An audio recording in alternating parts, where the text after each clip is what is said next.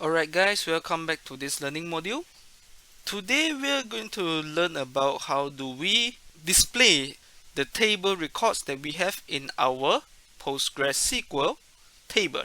Alright, so what we're gonna do is we're gonna use the select SQL command to populate the columns we have in our table. Alright, so we're gonna do select country from our sales table. Alright, now we're gonna add in a semicolon and let's try to run the query.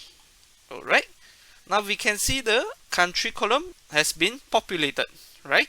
So right now, if we have a very long list of data records stored in our table, we want to know only the first few records to see what is the values that is actually storing inside the specific column. Alright, so what we can do is we can add in limit to show only a specific amount of records to be generated as the output. Okay, so we're gonna do limit 10 and let's execute this query here, and now we can see there are 10 records has been returned, right?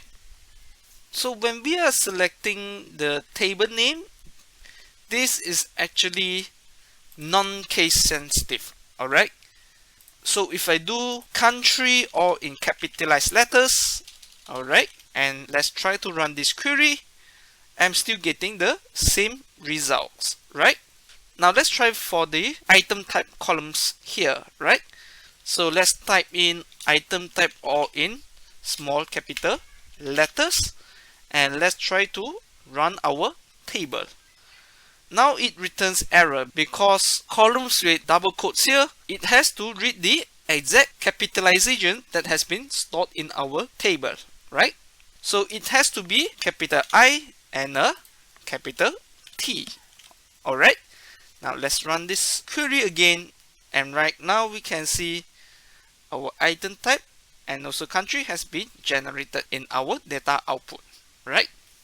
Next, we can also select all of the columns within the table without actually typing the columns one by one. We can actually use a asterisk to represent all of the columns here. Alright, now let's run our query here, and right now we can see all our columns has been displayed.